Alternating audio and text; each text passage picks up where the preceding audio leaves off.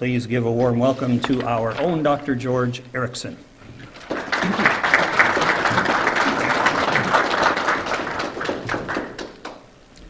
Good morning, everyone. I know that some of you have heard me before, and I'm pleased that you came back anyway. I have a couple things I want to mention first. You should all have one of these little slips. If you don't, I have some extras up here that you can get later. There's a couple links on here that I hope you will type into your computer and view. They are very informative. I spoke here a few years ago about thorium as a substitute for uranium. And that came about after I joined the Thorium Energy Alliance and the Union of Concerned Scientists. And since then, it's become increasingly apparent that because of climate change and because of our increasing population, we are going to need a lot more energy, and we got to think about how we're going to get that energy. And in my view, and in the view of 95% of my associates, you have to get it from atomic energy, regardless of what the Sierra Club says or the Nature Conservancy says. And I belong to both organizations.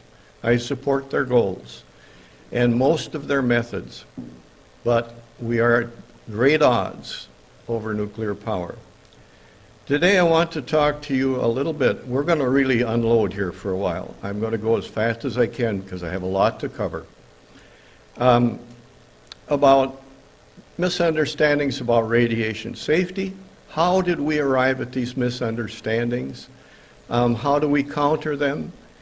And what about the so-called renewables? Where do they fit in?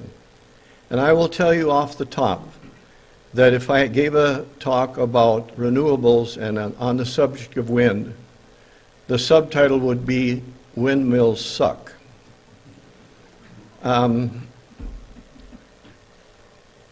I'll show you why. Now, some people say that that image is a little over the top. I don't think it is. Things are getting more serious every year, and we have to face up to some very unpleasant, unpopular facts.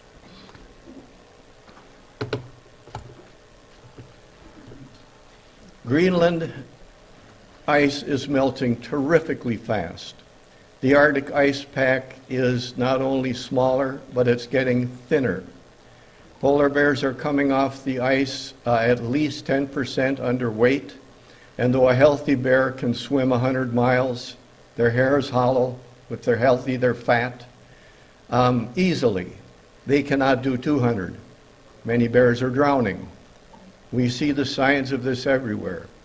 I spent parts of 38 summers flying in the Arctic, and I saw robins where you'd never seen them before. I saw wasps where you'd never seen them before. I saw grizzlies are migrating north, coming into competition with polar bears.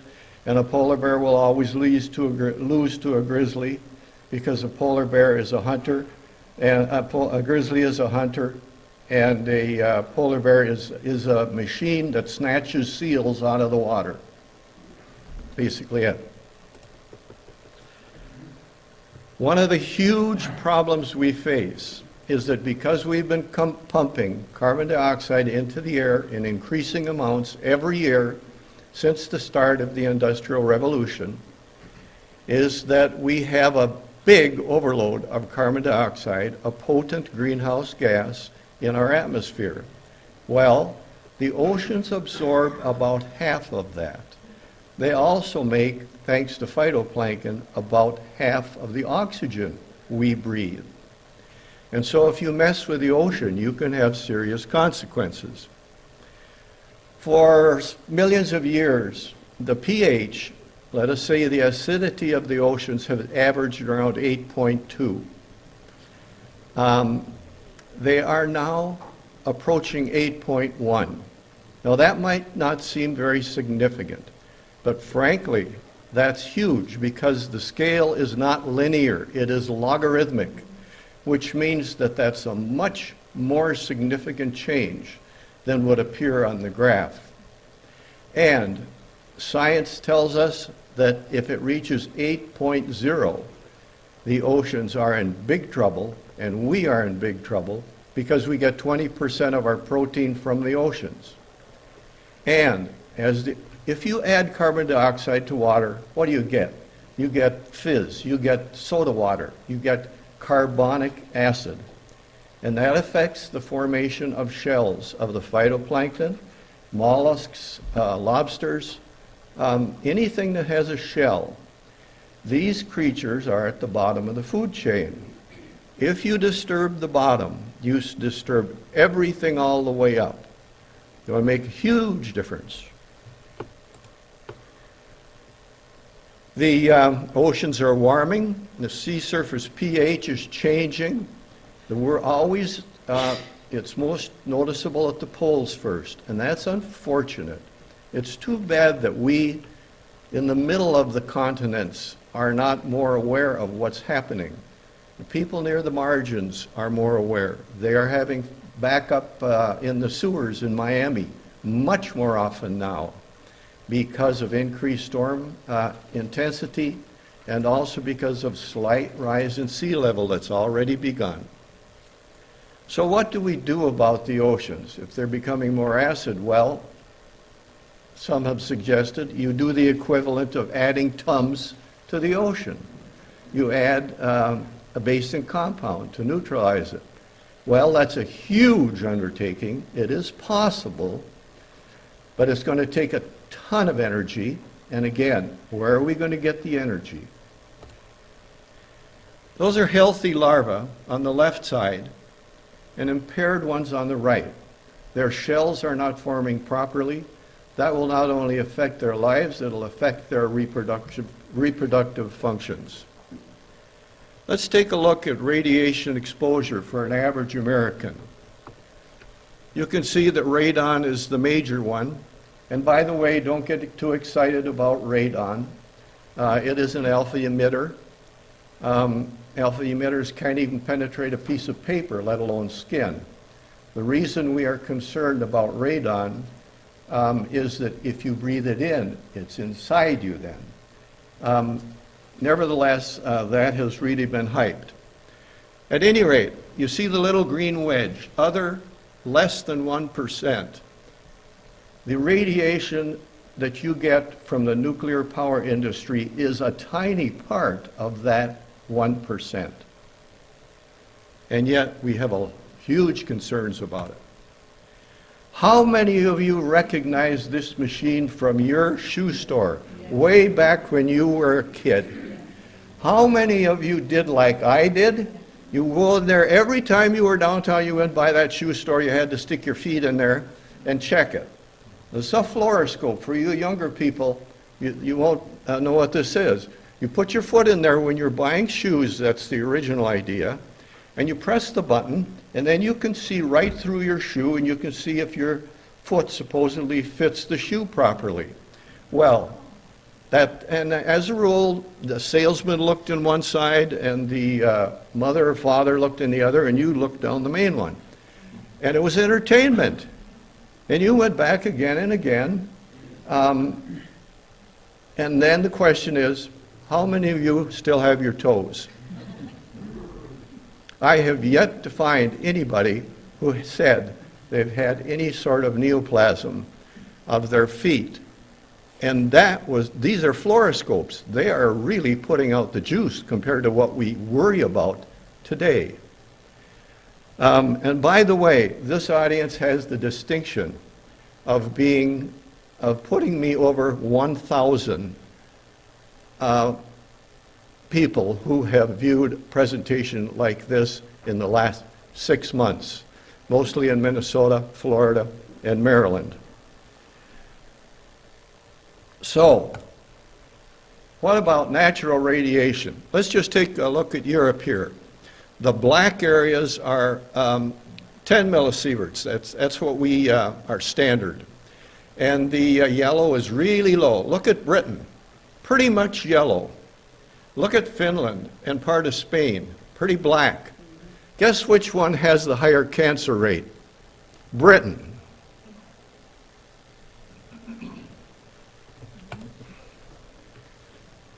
Living near a coal-fired power plant will get you a 90. That's to where the little star is underneath the bar, because coal-fired power plants emit everything that's in that coal, and coal has a lot of elements, and some are radioactive. And then there's the tars they emit. But everybody worries about nuclear. Look, living near a nuclear power plant, 0.9. One of the reasons, and the primary reason, that we are so concerned about radiation in this country, and we pretty much set the standard for other countries, is that in the 30s, Herman Muller decided to irradiate fruit flies with X-rays. And he really hammered them. He gave fruit flies the equivalent of 1,000 mammograms worth of X-rays in 3 minutes. Now that's not only a terrifically high dose, that's in a short time. And it matters. If you have a high dose and you spread it into a whole bunch of little doses over a long period, it's not a problem, because our bodies have repair mechanisms that we evolved. But if you give a high dose in a short time, guess what? You're going to have trouble. Now, the problem is, Muller then called this dose a low dose, if you can believe it, called it a low dose. And then he extrapolated. He said, here's a high dose that's lethal, here's my low dose, and he drew a straight line down from that high dose to his so-called low dose, down to 0. And he said, anywhere along that line is dangerous, even down near 1. And not only that, he said, exposures are cumulative, and they are not. But he was the go-to guy. Now, he had co-researchers. He went on later to get a Nobel Prize for his work. And during his speech says, there is no escape from the conclusion that there is no threshold dose below which radiation is of no consequence. And he knew better, and he lied. And he had associates whom he praised as excellent researchers who showed him contrary evidence. And he said, we must investigate this further. And he never did. And because of his status, there's a letter confirming his endorsement of Ernst Kaspari. What a wonderful researcher he is. We must do all we can to research this farther. We know this now because these records were finally declassified. And the man who read them and researched it right there, look at the bottom line. His CV, 145 pages, makes mine look like a comic book. And he basically is the first person to seriously expose what happened here. Now, because Muller was so exalted, and a couple of his co-workers helped him with the cover-up, he was able to get the National Academy of Science to adopt this theory. It's called a linear no threshold theory, that it's a straight line down to 0, that it's harmful all the way in decreasing amounts, and that it's cumulative. And that became our scientific dogma. And if you think dogma in religion is hard to change, dogma in science and bureaucracy is equally hard to change. So, what did this come down to? We had Fukushima. What happened? The area outlined in black is the area that was evacuated, and that was based on this linear no threshold theory.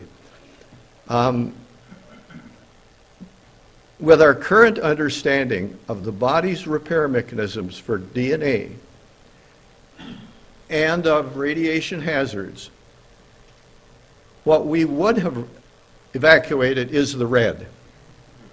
And that had consequences, because there were people in rest homes, there were people in hospitals who were basically pulled up, taken and dumped on gymnasium floors, who died as a consequence of this over-evacuation. Everyone remembers Chernobyl, an illegal plant everywhere else in the world, a plant that was designed primarily to produce plutonium for bombs, and the electricity it provided was just sensible because you're not going to throw away all that heat, you're going to make steam and make electricity. At any rate, there were consequences there because of extreme hysteria, promoted largely in the press. There was a huge increase in abortions in Spain and in other countries in Europe because many women became convinced that they would be carrying monster babies. This is what happens when science goes crazy, and it's terrible, and I hate it, but it has happened. This is something that I really, when I saw this is from an MIT study. Single strand breaks occur 10,000 times per day per cell. Wow, I thought, have they misplaced a decimal point? So I went to the MIT study, and this is exactly what it says. But to put this in context, you have to remember that the average human contains billions of cells, and that in the millions are being replaced every day as the normal processes go.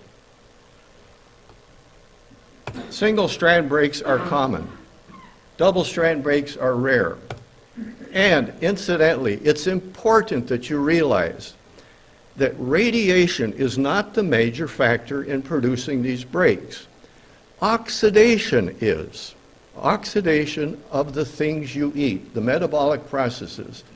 Oxygen is the giver of life, but it also carries some baggage, and it does damage cells when they're being reproduced. Another thing, so why can we cure or kill cancers with X-ray, but not significantly damage the neighboring tissue? Two reasons. First of all, cancer cells divide very rapidly. They do not rest between, they divide again. A normal cell divides, and there's a rest period. And since cells are most susceptible to damage during the division process, the cancer cells are more likely to be damaged. The other thing is when radiology is used, if it's a beam, you come at it from several angles so that it focuses on the tumor, but around the surrounding tissue doesn't get that concentrated amount of radiation. Okay, so as time went by, more evidence piled up to indicate that low levels, additional low levels of radiation beyond normal background radiation are not only not bad for you, they might even be good for you. And that really struck me as odd when I first read it. Here's some examples. Nuclear shipyard workers. This process is called hormesis. It is a little like if you have an allergy, you get a shot for it. Your body recognizes that then when the real thing comes along and it says, oh, not a big deal, don't worry about it. Nuclear shipyard workers who are exposed to more than normal levels of background radiation have had lower incidences of cancers. Among Chernobyl emergency workers, UNSCEAR, which is the United Nations official body that examines all of these events, showed 15 to 30% fewer cancer deaths among Chernobyl emergency workers. And many people refused to leave the Chernobyl area. stayed in Pripyat. And their incidence of cancer has been no higher than the general Russian population. Now, one of the things that really irritates me, in the anti-nuclear group, you will see pictures of deformed children in child care facilities. And they give you the impression that this is right next door to Chernobyl. I'm sure there is a facility like that somewhere in that part of Russia. But there are also facilities like that all over Europe. They just put the two together to help them achieve their goals. As studies increased, they discovered that when you get down below a certain level, not only are you okay, suddenly you're having a lower incidence of cancer than the general population because you've had a little extra exposure that is, as it says, called hormetic. Here's another example. In Taiwan, these apartment buildings were contaminated with cobalt-60 in the steel that was used. 8,000 people over 20 years had an additional 400 millisieverts of radiation. And yet, their cancer incidence was sharply down. If the linear no threshold theory that was adopted had been right, it would have been up. In India, southeast India, there's a state called Kerala. And there, despite a background radiation 30 times rate increase, above global average, kids under 5 have the lowest mortality rate in India. Life expectancy is 74, which is above average in India. Some areas have rates of 500 millisieverts per year. And mind you, and they are not having an ill effect. This is not unusual. There are beaches around the world where the sand is quite radioactive, and people go there and lie in them without ill effect. Now, I'm not saying that we should not think about radiation. I think that we should revise our standards. And right now, before the Nuclear Regulatory Commission, there are 3 appeals for the Commission to reconsider the low limits that we have today. Because when these evacuations come, like we've seen, it can create huge problems. Now I want to quickly talk about 3 Mile Island. Right after the release of the movie The China Syndrome, they had a partial meltdown of 1 core at the reactors at 3 Mile Island. It was a matter of poorly designed instrumentation that was confusing. The training is improved. That is no longer an issue. The amount of radiation released there was so minor that you would get more if you flew from LA to New York, just because of being higher for 5 hours. Chernobyl. Chernobyl was built, as I said, primarily to produce plutonium. It had no containment structure. Most of you probably know that nuclear power plants have a big silo-like thing. It's reinforced concrete. It is meant to contain the steam that might burst forth if they had a break in the plumbing, because this water is under very high temperature and very high pressure. And it will expand about 1,000 times if there's a substantial leak. So that's what the dome is there for. They had no dome. They might as well have had a tent. This was in the old Soviet Union, where you took your orders from Moscow. Moscow told them to run a test with the safety mechanism shut down to see, figuring they could stop things if it didn't look good. Well, they couldn't stop it. And according to UNSCEAR, that's the United Nations committee that investigates all of these things, despite Helen Caldicott's predictions and others of millions of deaths, the death toll from Chernobyl so far has been less than 60. And about 30 of those were firefighters who were sent to their death, knowingly sent to their deaths, shouldn't have been sent in there. Fukushima. We hear a lot about Fukushima. Japan had about 40, if I recall correctly, nuclear reactors operating when the earthquake struck. Record-setting earthquake. Every plant in Japan shut down properly, as designed. But then, after that came this tsunami.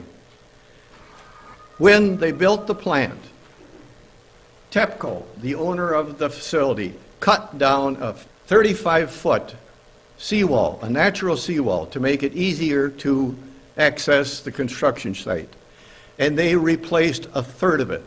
The Japanese government told them, you build that back up. TEPCO chose not to do it. The Japanese government did not make them do it, and they should have. So we have two parties at fault.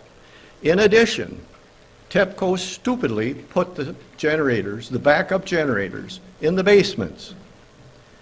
Now, when the earthquake came, that cut the power plant at Fukushima off the grid, so they had to go on their backup generators. All right, what happened? The tsunami came right over this inadequate seawall, flooded the generators, and they were in deep trouble. And so, what's the problem here? Is it nuclear power, or was it the fact that the government didn't do its job? TEPCO didn't do its job. There was a long-standing, cozy relationship between industry and government in Japan, and this is what happened. I think, in my view, calling Fukushima the fault of nuclear power is like calling the train at fault when the engineer takes a curve at 90 that's posted for 30. We don't blame the train, we blame the engineer. If you have a takeaway from this, this is one of two that I'd like you to remember. Deaths per terawatt hour of power produced. Look at nuclear, 0.04, and that includes Chernobyl, the only place where anybody has died because of a power plant, civilian power plant issue. If we were to elevate that to 1, we'd have to multiply it by 25. But then you've got to multiply all the others by 25. If you make it a 1, coal is 8,000. No, 4,000 roughly. Oil is about 800. And look at, even safer than wind, solar, and hydro. And it doesn't produce any carbon dioxide, except in the building materials making them. Once it's there, it's pretty much carbon dioxide free at a time when we don't want more carbon dioxide. So, what about these alternatives? What about wind? Well, I think you all know that after Fukushima, the Germans panicked and they said we're going to shut down on their nuclear plants, which generate no carbon dioxide, and we're going to turn to these solar and windmills largely. All right, you won't find me criticizing solar much because I think solar has problem, and basically it doesn't kill anything. With the exception of concentrated solar power. Concentrated solar power is not rooftop or not the sort of thing that you see on the ground in panels here and there. That's where you have 8 square miles of solar panels focusing on a tower that's filled with a salty liquid that gets super hot. It goes to a heat exchanger that makes steam, which turns a turbine. Any bird that flies anywhere near that tower is incinerated immediately. It just sets their feathers on fire. Now, how green is that, I ask you? Wind. So the Germans went with wind. Here, through December 2014, is what they did. The red line at the top is the nameplate capacity. When they sold us, and I was sold just like everybody else. I loved it when I saw those windmills go up on the Laurentian Divide, north of my hometown of Virginia. I thought it was great. I loved to see those things slowly turning in the wind. And then I found out from my better educated friends who are a lot of engineers and physicists, that red line up there is the plate rating. That's what's on the top of the machine. That's what it will put out during ideal conditions. Well, how often is it not down for repair or servicing? How often does the wind blow? Not enough or too much. And it turns out that the red line is what the Germans paid for. The dark blue spikes are what they got, and everything in the light blue is what had to be made up by burning carbon. And in the case of Germany, they burned a lot of lignite, which is the dirty kid in the coal family. So we have the so-called green solution that has raised Germany's carbon footprint in energy production. And that's not just there, it's the same thing wherever you have wind. We have to realize that the people that sold these things to us didn't tell us the truth. And it's one thing to be wrong, like I was wrong. But it's far worse when you're shown the facts to refuse to admit you were wrong and try to do something about it. And yet today on public TV, I constantly see reruns of programs put on by the Minnesota Power people and the state, and they always have these windmills and how wonderful they are. And you write to them and you don't get much of a response. When I write to the Sierra Club and I offer to give them a presentation about wind power and nuclear power, and the same thing for the Nature Conservancy, I don't get an answer. It's unfortunate. Many of these groups, environmental groups, have a constituency that they are afraid to offend because they might lose memberships. And changing course or admitting to error is not in their field. Now, this is in 2013. Since then, in the last 3 years, we have built a heck of a lot more windmills. And the current statistics show that in the U.S. alone, we are killing over 1 million birds and 1 million bats right now. And we're doing it in a time when insect-borne diseases are rising. Diseases like malaria and Zika and dengue fever are rising. How come we see all these wonderful pictures of the windmills turning away, and then this one will power so many homes? They never say under ideal conditions, but that's what they mean. How come we never see these? Or this. This blade was thrown 1/4 mile. Or this. Can you see what appears to be something sticking up between the two blades? That is 2 men who are about to die. One jumped rather than burned to death, and the other burned to death. You never see these. There are now some organizations that keep track of the windmill industry, and boy, do you get a different tune from each one. Look at what's, people say, well, nuclear is too expensive. Yes, but by the way, it takes about 1,000 windmills to equal the output of one average nuclear plant. And they only have a 20-year lifespan. The nuclear plant now has a 60-year lifespan, and it will probably be 80 years before long with the new designs, which means that you've got to build those 1,000 3 times to match the lifetime of a nuclear plant. Look at the subsidies. Solar has been hugely subsidized, almost $800 compared to 3 for nuclear power. Wind, 56 compared to 3 for nuclear power. We've been dumping money on them, and this has largely been in response to efforts from various green organizations that basically haven't run the numbers, and when you try to show them the numbers, they don't like it. So what's the fossil fuel record? We know what that is. We'll go fast. This is what you got when you have these big ash dumps that break out.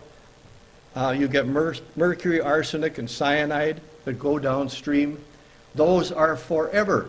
They do not change. It's not like if you spill some radioactive element. At least it has a half-life, and it's going to be decreasing. How many of you remember this? People died there. How many of you remember this? Millions of wildlife victims. And we're supposed to be environmentally conscious. But this is what's happened with our pursuit for carbon. The ordinary reactor, the sort that we have all around the United States and the world today, has that big containment dome on the left that's like a silo. And then there's that cooling tower that's common to almost all power generation, including non-nuclear. Almost all of our current reactors use water for cooling. The reactors that we had plans for and running successfully for 22,000 hours in the 50s didn't need water for cooling and were walk-away safe, but we scrapped them for political reasons. That's what's inside a nuclear reactor. Long titanium columns filled with these little pellets of uranium. And there's enough power in that probably to run Duluth for a month. Now, I've been asked about the waste. First of all, with the current type of reactors that are common use, as the process proceeds, the uranium in the titanium tubes gets contaminated with what we call actinides, and they become less efficient.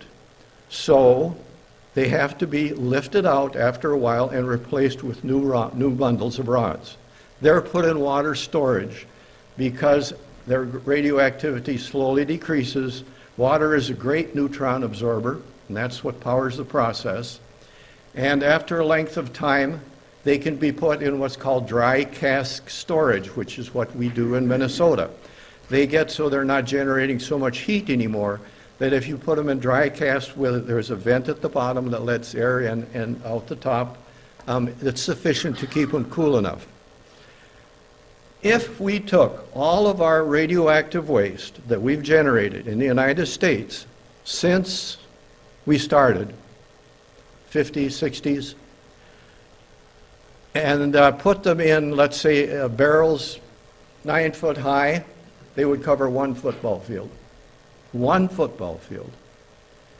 And of that, the part that's really hazardous is between the 5-yard line and the goalpost.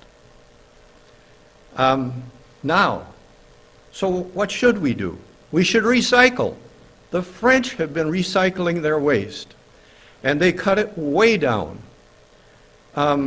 What they do is recycle it. There's plutonium in there, which is useful for generating more power. So they run it through a recycling process, get what is usable, run it through again, run it through again. As a result, if you go to Paris, you can go to where they store these, and you can stand right above and look down into the water, and all of the leftover material from France's generation in the Paris area, that's Paris and all suburbs, is stored in 2 cylinders about this wide and probably, I'm guessing a little here, 15 feet long. Waste is not a huge problem. It has been made to be a huge problem. We should do what the French are doing. In addition, there are new reactors that they call them fast reactors, that consume this stuff we call waste. They can burn it as fuel. And we're insane not to be doing this. That molten salt reactor that could burn these, that ran successfully, that doesn't need water for cooling, that has automatic shutoffs that you can walk away and leave and it's safe, We gave those designs to the Chinese about 10 years ago. We gave it to them. We're going to be buying them from the Chinese. California. We all know how dry they are, and they're on the ocean. So we need desalination. What does that take? A lot of power. Are we going to get it by burning carbon, or like the windmill? That's a carbon burner, folks. 70% of that time, it's burning carbon, usually natural gas. And there's another problem. In our pursuit of this particular alternative, we have started fracking. The population in general has no idea of the tremendous amount of leakage there is at every one of these wells, along every one of these supply pipelines, in every city, and we have now satellite data to prove it, that shows, first of all, natural gas is mostly methane. And we used to say that's 20 times worse than carbon dioxide. Well, that's right on the average. But in the first portion of its life, before it degrades, it's 70 times worse than carbon dioxide. So we have all of these natural gas facilities leaking. We had this huge blowout in California that immense amount, tons of methane, thousands of tons of methane leaked into the atmosphere. And if you imagine it's a gas, just think what thousands of tons represents. Again, our pursuit of carbon, our pursuit of anything but nuclear power, thanks to largely the Greens, because they don't understand nuclear power and they're not interested in learning. It's unfortunate this is a little too high, but it'll work. This is a schematic of one of those molten salt reactors that we talk about that China's now working on. We could be doing the same thing, but the public doesn't demand it. The public doesn't know about it. Our legislators are no different than the public. Basically, it's not water cooled, and there is a freeze valve at the bottom of the reactor that's kept frozen. This is a molten salt that goes through it.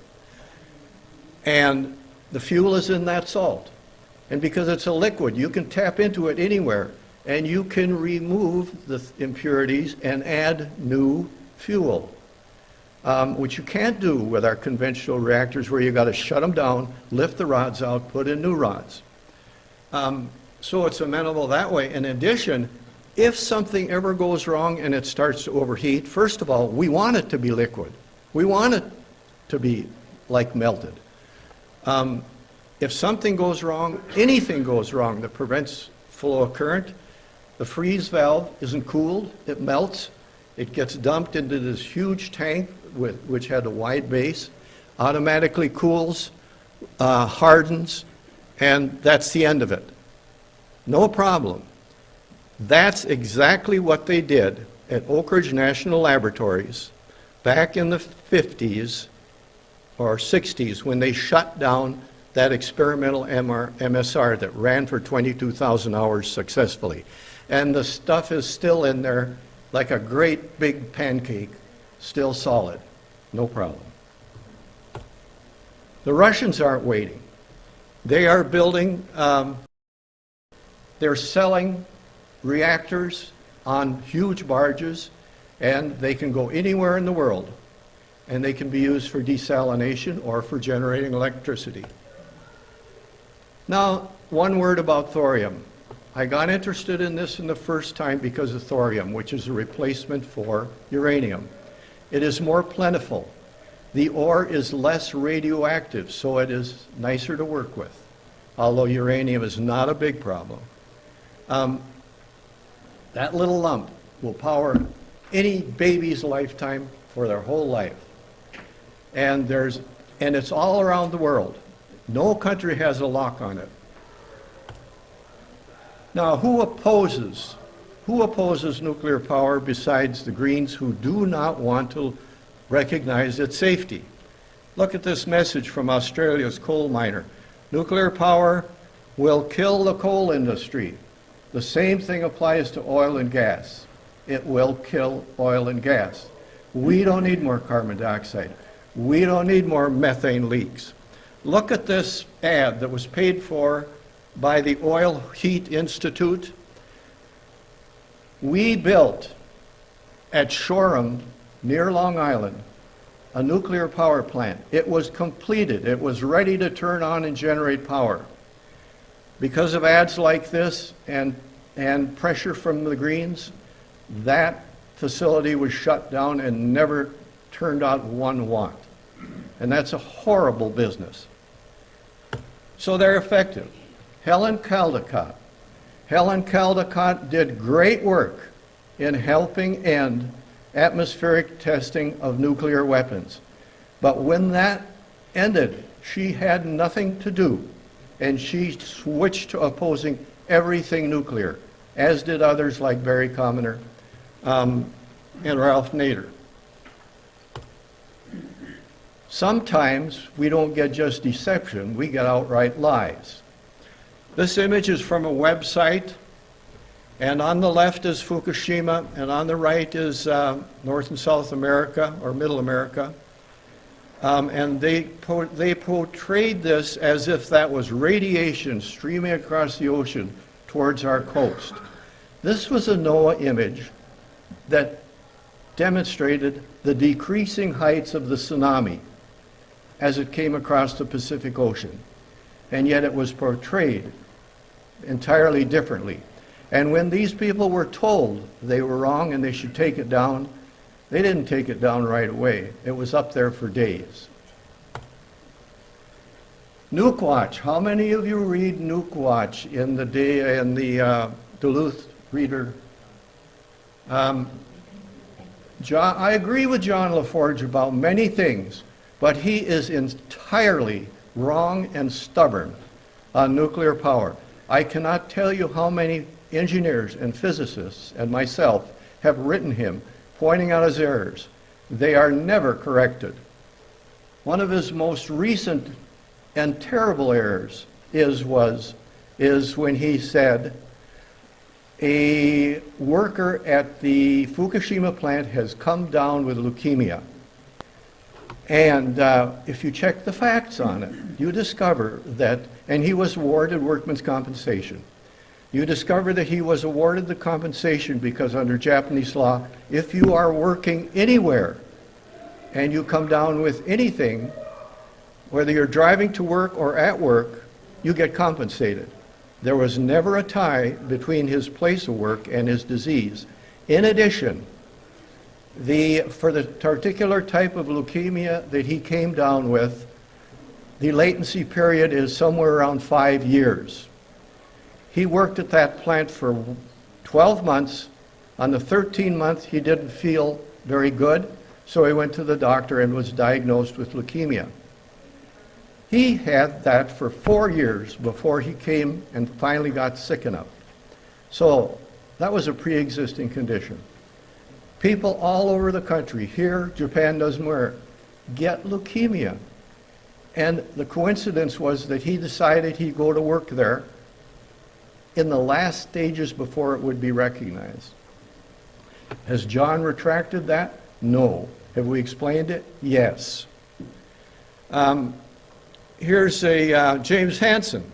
The Bush administration tried to silence him when he talked about the problems with climate change and the need for more nuclear power. I recommend these books. They are so good. Unfortunately, the top one is cut off. The title of that is The Answer. That's an excellent book. If you're going to get one, get The Answer. The Rise of Nuclear Fear. As this author points out, at 3 Mile Island, and this is typical, journalists go for if it bleeds, it leads. They would interview the most distraught people. And although nobody was damaged in the slightest at 3 Mile Island, many people call themselves, even today, survivors. And that, the end.